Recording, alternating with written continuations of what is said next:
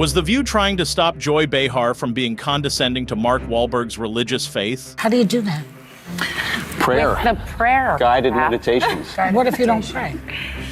Now's a good time to start. Okay. Yeah. Yeah. Can I have somebody pray for you?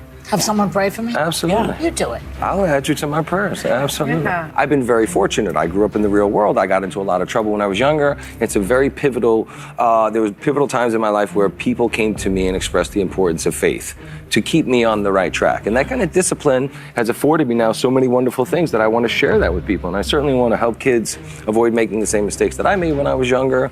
And, it's... What was the worst thing you did? Well, Joy. you know, Leave it that's up to Joy. You know what? I'm not going to let you that's ask a that long... question. Already?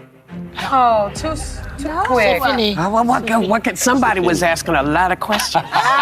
Because if you don't know, The View has already gotten itself into controversy several times, especially when Joy Behar once remarked about religious people, "It's one thing to talk to Jesus, it's another thing when Jesus talks to you." That's called mental illness. And that one statement of hers sent a shockwave across millions of Americans that hold their faith dear, with over 40,000 complaint calls made to ABC, and even 9,000 calls to advertisers urging them to pull their money out of The View. It would have snowballed into a broader controversy had Joy Behar not been forced to apologize live on air. So I think Vice President Pence is right. I was raised to respect everyone's religious faith, and I fell short of that. I sincerely apologize for what I said. Now that I think about it, The View is just a tiny microcosm of a larger trend. Because for some reason, both corporate Hollywood and the corporate media are industries where being outwardly religious means sticking out like a sore thumb. It takes a certain degree of force to go against the cultural tide in this industry, where every celebrity is high on their own grandiosity and almost likes to play God themselves. I have had, and I won't throw any people under the bus, but I have had moments where I was on stage receiving an award in front of